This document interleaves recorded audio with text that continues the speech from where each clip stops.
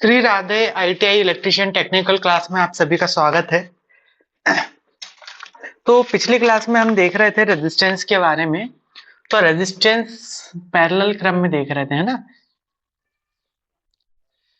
Parallel in resistance in parallel, है ना। Resistance in parallel, इसको बोलते हैं प्रतिरोध समांतर क्रम में या समांतर क्रम में प्रतिरोध। समांतर क्रम में प्रतिरोध। तो इस प्रकार से अपन ने देखा था, इसमें कुछ प्रतिरोध रहते हैं जिनको समांतर क्रम में जोड़ देते हैं।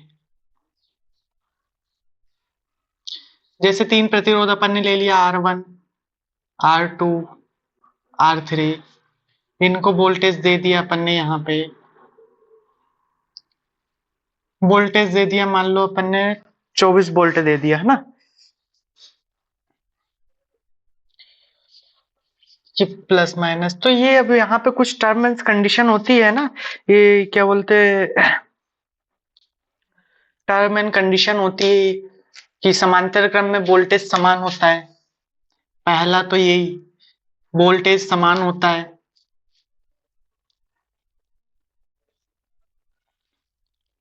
करंट सभी शाखाओं में अलग अलग होती है, सभी शाखाओं में अलग अलग होती है।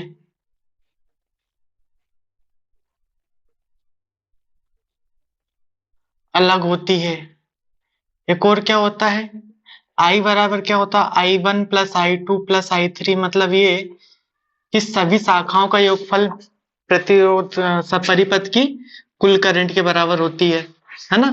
ये शाखाओं की करंट है, शाखा की करंट है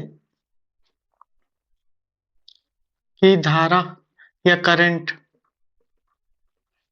और ये परिपथ की कुल करंट है, परिपथ की कुल करंट। और क्या इसमें इंपॉर्टेंट था, शाखाओं की संख्या बढ़ने पर, शाखाएं की संख्या बढ़ने पर, है ना, संख्या बढ़ने पर समतुल्य प्रतिरोध कम होता है, कम होता है। और एक और क्या था अपने, एक और पॉइंट, शाखाओं की संख्या बढ़ने पर, संख्या कम होने पर, है ना, कि संख्या कम होने पर समतुल्य प्रतिरोध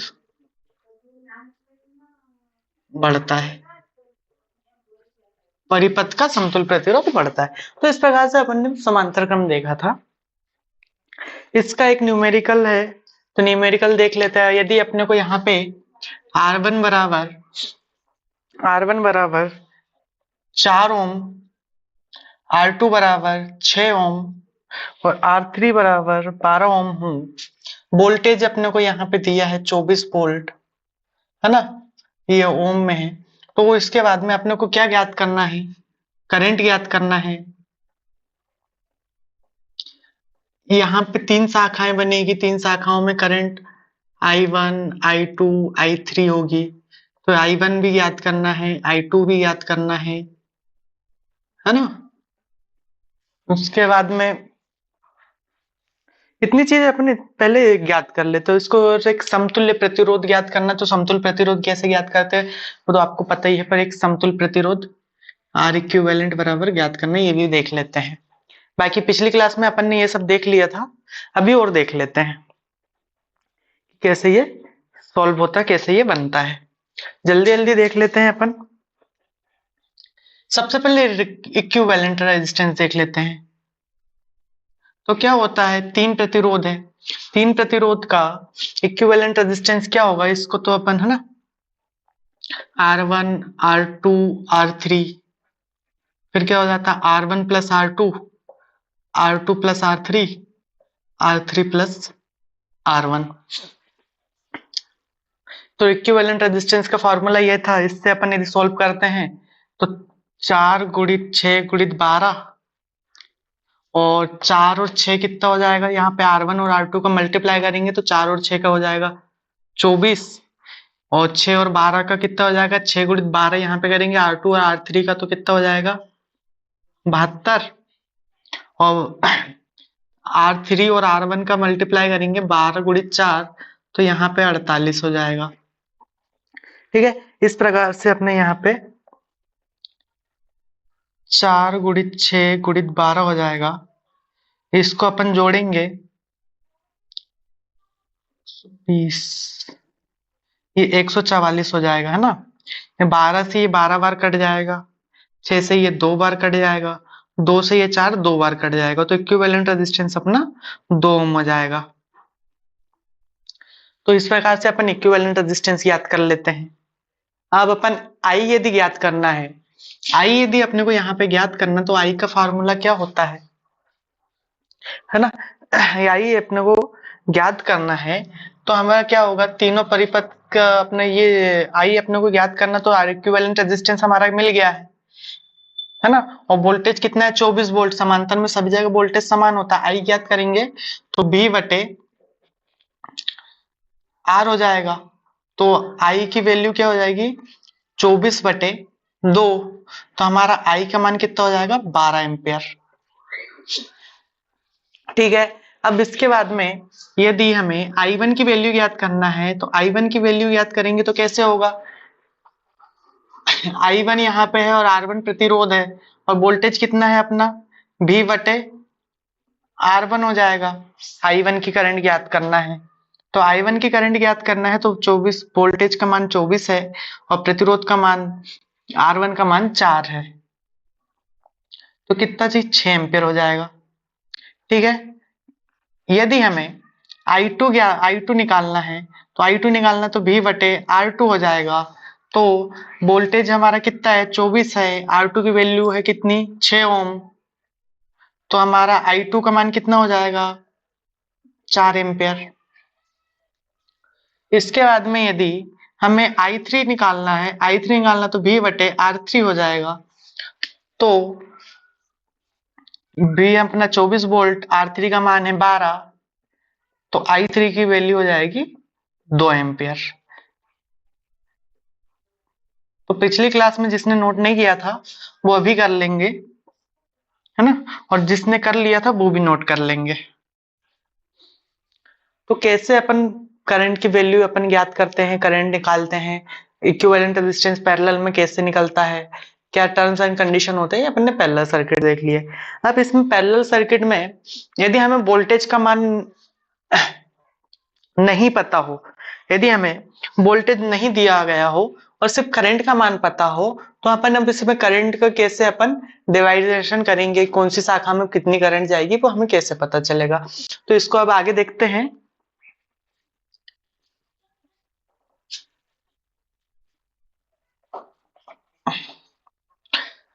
अपनी सभी लोग हैंड नोट्स बनाते चलेंगे, नोट्स में इसको नोट करते चलेंगे, है ना।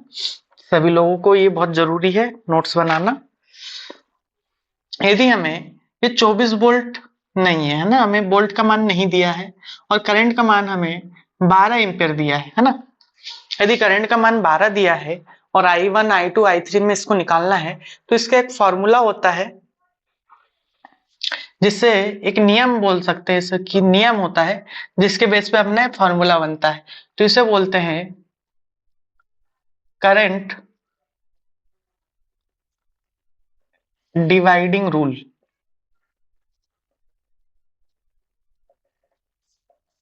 Current dividing rule, current dividing का रूल के उपयोग करे बिना अपन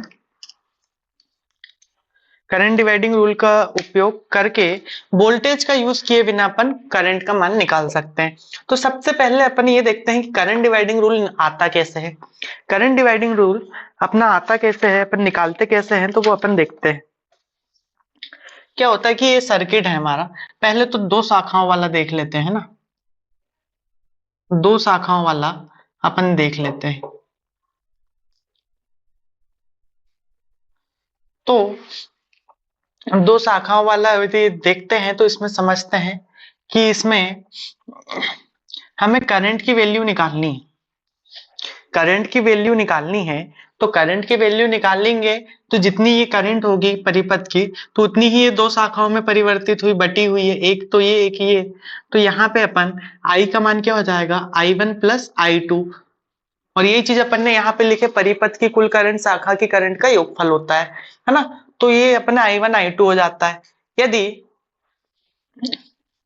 अपने को वोल्टेज निकाल इसको ओम के नियम से, इसको ओम्स लॉ से क्या करेंगे, आई बराबर क्या लिख सकते हैं अपन, आई की वैल्यू क्या होती है V बटा आर, V बटा आर, ठीक है ना। तो V बटा आर हो जाएगा। तो यहाँ पे परिपथ की कुल करंट है, परिपथ की कुल करंट है, तो हमारा आर क्या होगा, परिपथ का समतुल्य प्रतिरोध होगा, परिपथ का समतुल्य प्रतिरोध। तो हम परिपथ का समतुल्य प्रतिरोध आर क्यू कैसे निकाल सकते हैं, परिपथ का समतुल्य प्रतिरोध हम यहाँ पे कैसे निकाल सकते हैं, इक्विवेलेंट रेजिस्टेंस, इसका अपन ने देखे थे ना,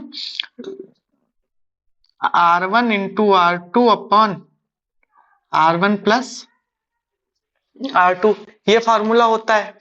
तो इसको यदि अपन I के बराबर में ये लिखेंगे V बटा R1 into R2 upon R1 plus R2, ठीक है। यदि इसको और सॉल्व करेंगे तो क्या होगा, हमारा क्या होगा, और V is equal to I R, है ना।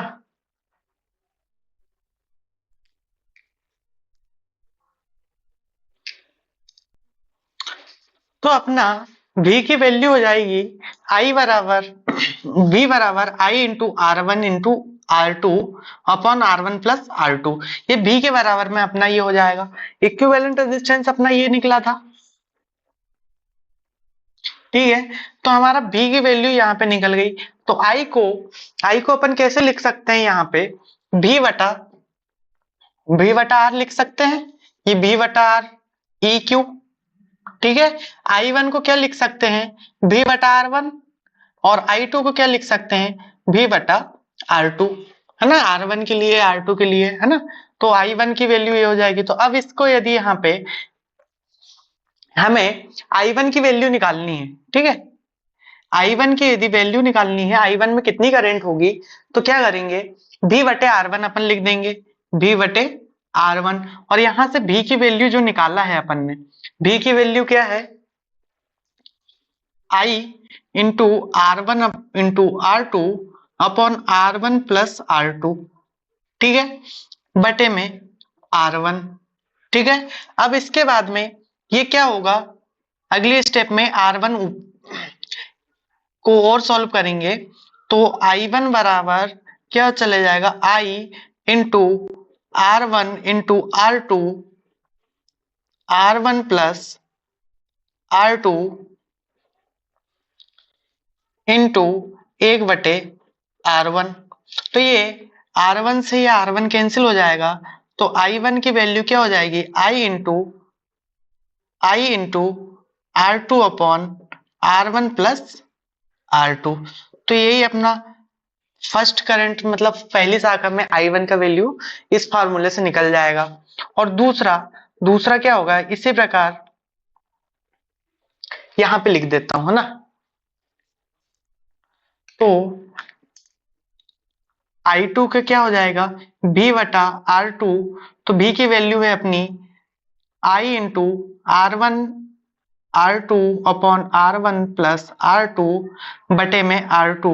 तो हमारा और सॉल्व करने के बाद में क्या हो जाएगा, I into R2 upon R1 plus R2 into 1 upon R2, तो R2 से R2 कैंसिल हो जाएगा।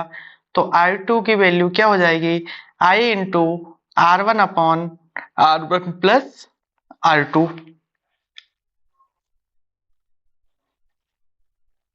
तो हमारी I का क्या हो जाता है, यदि आई निकालना है तो भी बटे आर क्यू रखेंगे, तो भी की वैल्यू कितनी है यहाँ पे,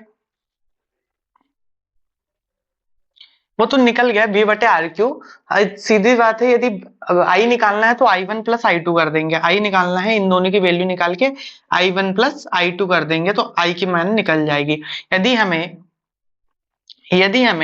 I1 निकालना तो इस फार्मूले का यूज करेंगे, और I2 निकालना है तो इस फार्मूले का यूज करेंगे। ठीक है, ये करंट डिवाइडिंग रूल का होता है फार्मूला।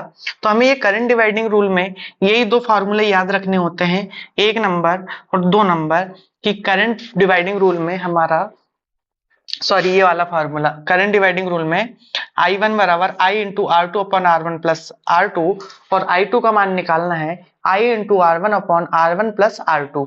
ठीक है, तो ये इतना नोट कर लो। फिर तीन करंट वाला अपन, तीन शाखाएं वाला, तीन करंट का मान निकालने वाला अपन देखते हैं। इसको नोट करने के बाद में अब तीन शाखाएं यदि हमें दी गई हो,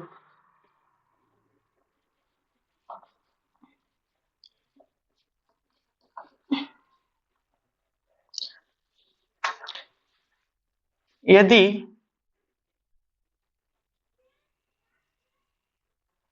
ये I1 हो, ये I2 हो, ये I3 हो, ये R1 R2 R3 है ना, तो अपने को यहाँ पे क्या निकालना है, करंट डिवाइडिंग रूल के फार्मूले।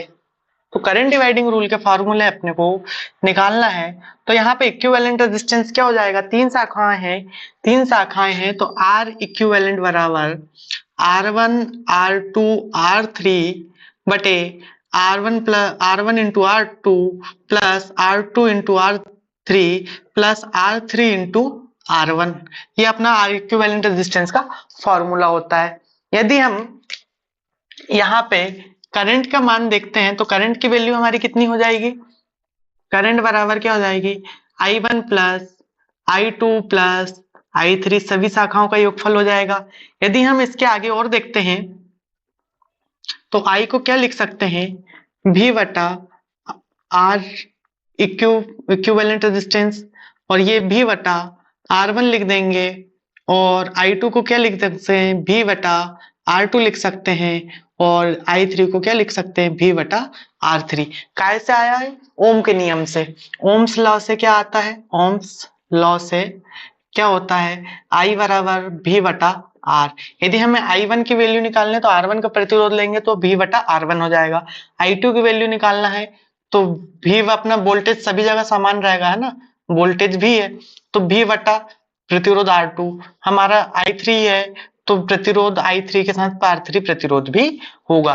अब इक्विवेलेंट रेजिस्टेंस हमारा ये है, तो हमारा पहला कंडीशन में क्या हो जाएगा, इसको मिटा देते हैं।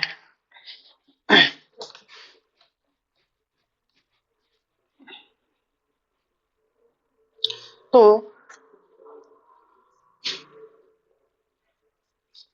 हम यदि V की वैल्यू निकालना है हमें पहले, है ना, तो V की वैल्यू निकालेंगे तो V बराबर क्या हो जाता, I इंटू आर।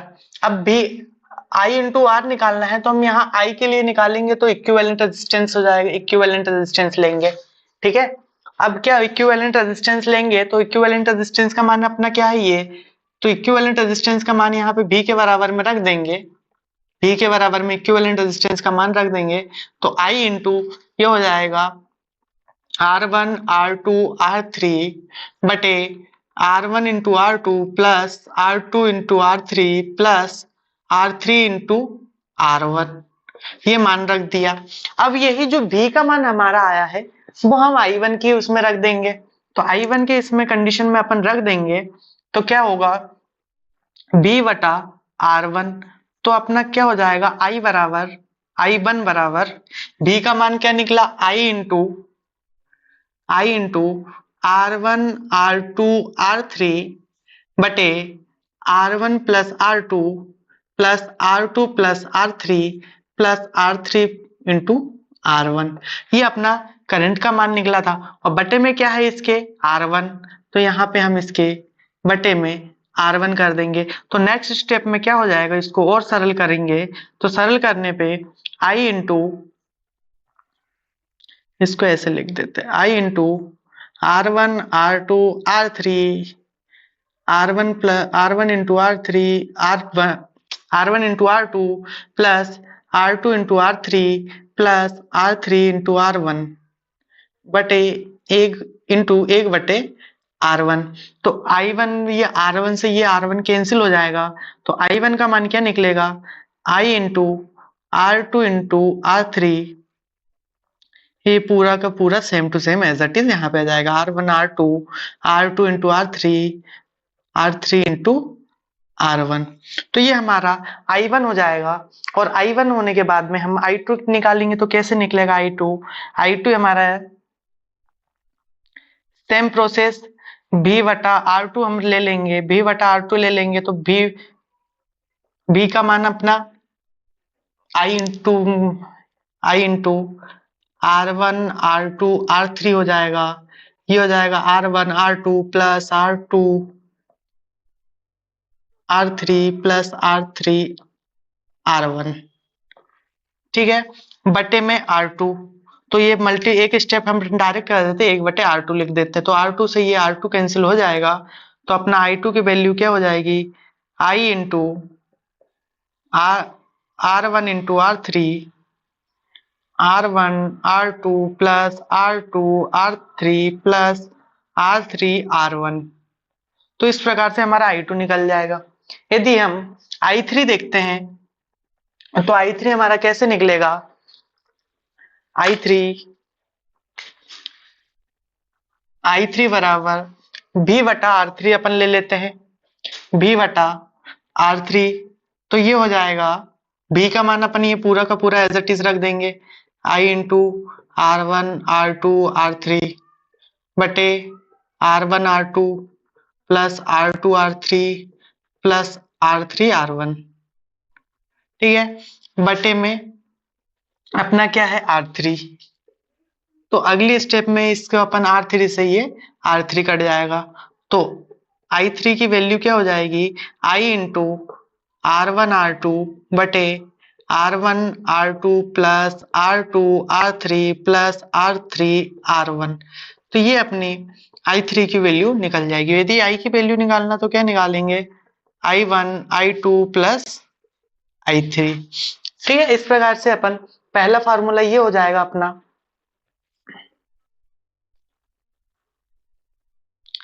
तो तीन शाखाओं वाले में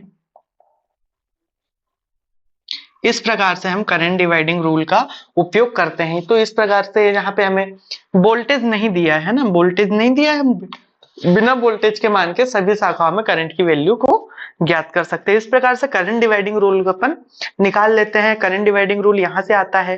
अब करंट डिवाइडिंग रूल के अपन नॉर्मल से फार्मूले नोट कर लो, ये भी नोट कर लो कि यह फार्मूला आता कहाँ से है ना, कैसे अपन फार्मूले को निकालते हैं। अब इसके बाद में करंट डिवाइडिंग रूल के आप 4-5 फार्मूले हैं, 2 शाखाओं वाले और 3 शाखाओं वाले।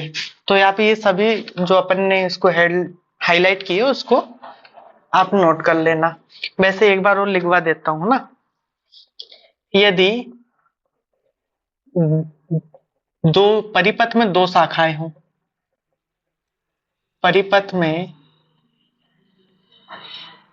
2 शाखाएं हों तो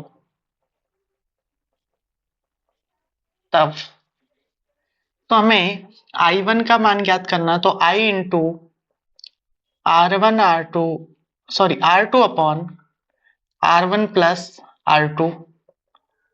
यदि I2 तो I इंटू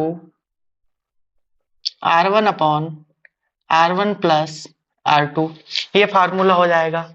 अब इसके बाद में यदि परिपथ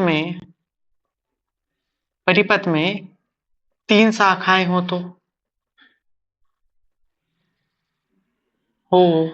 तब तो हमारे फॉर्मूले क्या हो जाएंगे, I1 बराबर I into R2 into R3 R1 R2 plus R2 R3 plus R3 R1।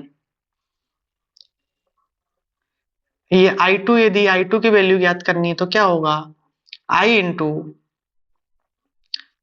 2 हटा देंगे, है ना, इसमें से 1 था तो 1 हटा दिए। यहाँ से 2 की वैल्यू याद करने तो 2 वाला निकाल देंगे, तो R1 R3 लिख देंगे और इसको पूरा लिख देंगे R1 R2 plus R2 R3 plus R3 R1। और तीसरा फार्मूला क्या हो जाएगा, I3 निकालेंगे तो I इंटू 3 को हटा देंगे तो R1 R2 लिख देंगे, है ना, और ये पूरा का पूरा अपन एज इट इज लिख देंगे R2 R3 plus R3 R1।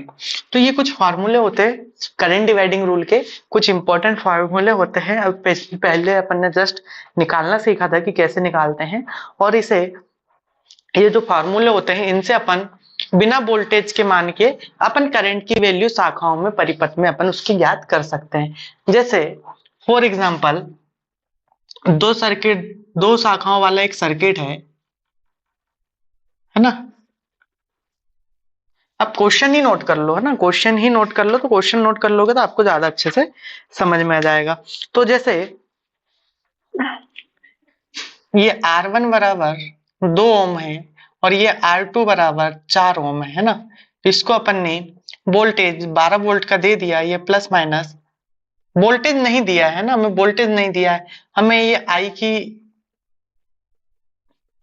आई का मान अपने को निकालना है, I1 I2 का मान अपने को निकालना है, I1 I2 का मान निकालना है, और वोल्टेज हमें वोल्टेज का मान नहीं पता है, ठीक है।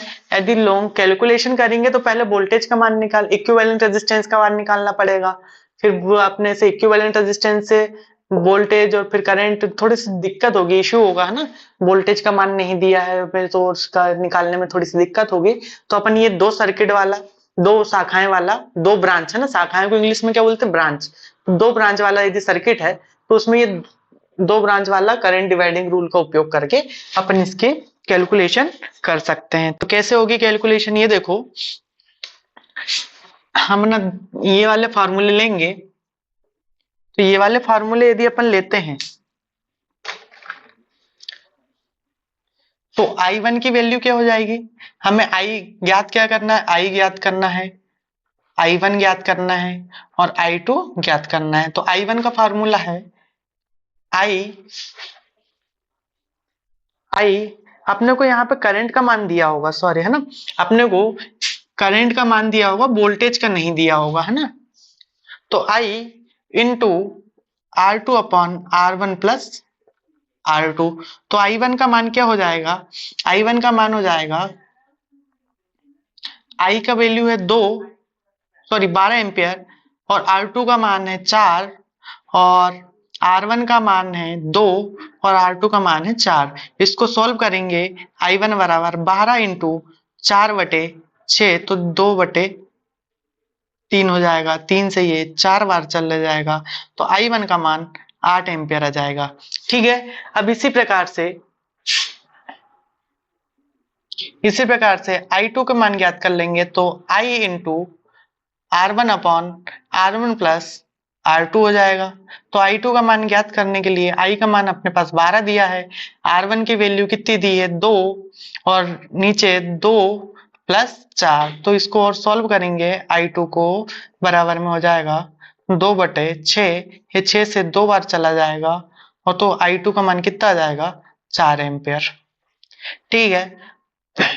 तो क्या इसको चेक करने के लिए क्या करेंगे, I बराबर I1 प्लस I2 तो दोनों बराबर होने चाहिए, तो I में अपना 12 दिया है और ये कितना 8 और ये 4 हो जाएगा, तो कितना बराबर 12, ये भी 12 है, ये भी 12, मतलब अपना आंसर सही है। इस प्रकार से फार्मूले का यूज करके भी अपन करंट की वैल्यू ज्ञात कर सकते हैं। यहाँ पे हमें बिना वोल्टेज के मान के हम यहाँ पे करंट की वैल्यू अपन ज्ञात कर सकते हैं। तो इस प्रकार से करंट डिवाइडिंग रूल का उपयोग करते हैं। यदि 3 शाखाएं हैं, 3 शाखाएं में 3 शाखाएं वाला नियम लगाएंगे। क्वेश्चन में हमें यदि 3 प्रतिरोध दिया है 3 शाखा वाला, तो ये वाला नियम लगा देंगे। इसको याद रखने के लिए अपन ये याद रख सकते हैं चक्रीय क्रम, है ना। जैसे यहाँ पे हमारा प्रतिरोध R1 है, ये R2 है, ये R2 है, और जैसे ये R3 है, तो पहले क्या होगा R1 इंटू R2, ठीक है, उसके बाद में R2 इंटू R3, फिर उसके बाद में R3 इंटू R1। इस प्रकार से चक्रीय क्रम में इसको लेते हैं ना। तो ये याद रखने के लिए ये चीज अपनी है। अब इसके बाद में नेक्स्ट चीज देखते हैं, प्रतिरोध को समांतर क्रम में और सीरीज क्रम में जोड़ना तो अपन सीख गए, लेकिन यदि हमसे समान प्रतिरोध के बारे में पूछा जाए तो उसके समय क्या होगा। समान प्रतिरोध के बारे में अपने से पूछा जाए कि समान प्रतिरोध है, पांच समान प्रतिरोध है, एक समान में उनका मान है और उनको श्रेणी क्रम में जोड़ा जाए तो हमारा आंसर क्या होगा, क्या आंसर आएगा। तो उसके लिए अपन एक फॉर्मूला बना लेते हैं ना। जैसे पहले श्रेणी क्रम देख लेते हैं ना। इस प्रतिरोध का भी मान R है और इसका भी मान R है। एक और ले लेते हैं, इसका भी मान R है। ये तीनों समान प्रतिरोध है। अब तीन समान प्रतिरोध है तो क्या होगा, इसका अपन इक्विवेलेंट रेजिस्टेंस कैसे ज्ञात कर सकते हैं। इक्विवेलेंट रेजिस्टेंस ज्ञात करने के लिए क्या जरूरी है, या तो तीनों को जोड़ दो या फिर एक मान को 3 से गुणा कर दो। कैसे, यदि ये R प्रतिरोध का मान 10 ओम है, ठीक है, इसका भी 10 ओम है, इसका भी 10 ओम है, तो या तो तीनों को जोड़ दो तो क्या होगा 30 ओम हो जाएगा, या फिर एक प्रतिरोध के मान को प्रतिरोधों की संख्या से गुणा कर दो। हमारा जैसे n इंटू आर करेंगे तो हमारा ये प्रतिरोध की संख्या हो जाएगी और ये R हो जाएगा प्रतिरोध का मान। तो प्रतिरोध की संख्या हमारी क्या है, 3 है और प्रतिरोध का मान 10 है, तो हमारा भी कितना 30 ओम आंसर आ जाएगा। तो हम क्या कह सकते हैं, n हमारी प्रतिरोध की संख्या हो गई और R प्रतिरोध का मान। तो ये हमारा n इंटू आर अपना ये फॉर्मूला बन जाएगा काय का, इक्विवेलेंट रेजिस्टेंस का, है ना। इक्विवेलेंट रेजिस्टेंस का फॉर्मूला बन जाएगा कि समान प्रतिरोध कितनी भी संख्या में हो। चलो भाई ये 3 थे, मान लो ये 100 पे तक जुड़ा है, मतलब n संख्या तक जुड़ा है, ठीक है। ये प्रतिरोध हमारे 100 तक जुड़ा है या 50 तक जुड़ा है। जैसे इक्विवेलेंट बराबर ये R प्लस R ऐसे ऐसे ऐसे ये 1000 तक जुड़ा है, तो इसको थोड़ी ना अपन जोड़ते बैठेंगे प्रतिरोध, तो वो हो जाएगा n इंटू R। तो n अपना क्या है 1000 है, तो 1000 अपना यहाँ पे संख्या हो जाएगी कि कितने बार प्रतिरोध यहाँ पे जुड़े हुए हैं, कितने प्रतिरोध की संख्या है ना, और गुणा प्रतिरोध का मान अपन ने 10 लिया तो ये 10 हो जाएगा, इसका मल्टीप्लाई करेंगे तो ये हो जाएगा 10,000। तो अपना आसानी से यहाँ पे इक्विवेलेंट रेजिस्टेंस का मान निकल जाता है। तो आप नोट करिए, आप यहाँ पे नोट करिए, R ओम के n प्रतिरोधों को श्रेणी क्रम में जोड़ने पर, श्रेणी क्रम में जोड़ने पर, श्रेणी क्रम में जोड़ने पर उनका समतुल्य प्रतिरोध कितना होगा, समतुल्य प्रतिरोध कितना होगा, है ना।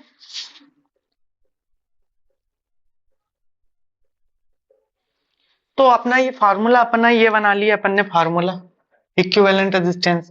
प्रतिरोध को जोड़ो या गुणा करो, जोड़ेंगे तो एक एक करके जोड़ने में बहुत समय हो जाएगा, इसलिए मल्टीप्लाई कर देते हैं, है ना।